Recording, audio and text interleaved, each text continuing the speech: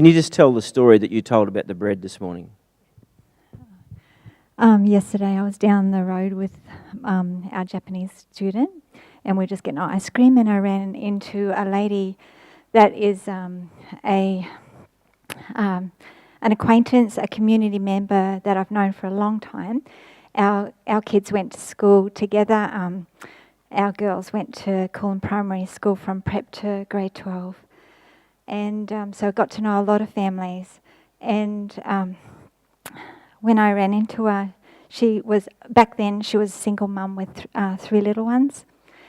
When I ran into her yesterday, and I knew that she had got married again, she introduced me to her husband as Karen, and this is the lady that brought the bread.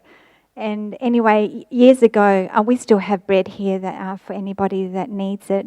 But years ago, we used to have stacks of bread that we used to give out to the community. So much bread, and we'd all take some home and we'd hand it out to somebody that we think would be in need. And anyway, this lady, when one time I grabbed a whole stack of bread, and I'd often delivered to this lady, but she's introduced. When she told her husband about it, she said, "This is the lady that brought the bread." She said, "Karen, you didn't know, but one time I didn't have any food in my house for my kids, and I didn't have any money coming in for the next 2 days. I had 25 cents in my purse, and I prayed to God that I'd be able to somehow feed my kids." And she said, "And then you came with the 3 loaves of bread." And I just thought, and that's nearly 20 years ago. She told me about that yesterday. But it's just such a privilege to be part of God's plan and His provision to provide. Yeah. So Karen's reputation in the community, this lady, is the bread lady.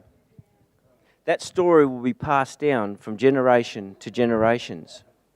And so it should be. That's the sort of story, that's the sort of thing that brings a good reputation. To give something to someone and not even know that the extent of their need. Sometimes God puts it on our heart to do things, and we worry about what might not happen or might happen. Just do it. If it's not illegal, it's not immoral, it's not against the Word of God, and nobody's going to get hurt by it, do it. 20 years ago, one act of kindness has remained with that family, and the story is still being told. And that's what the Bible's full of.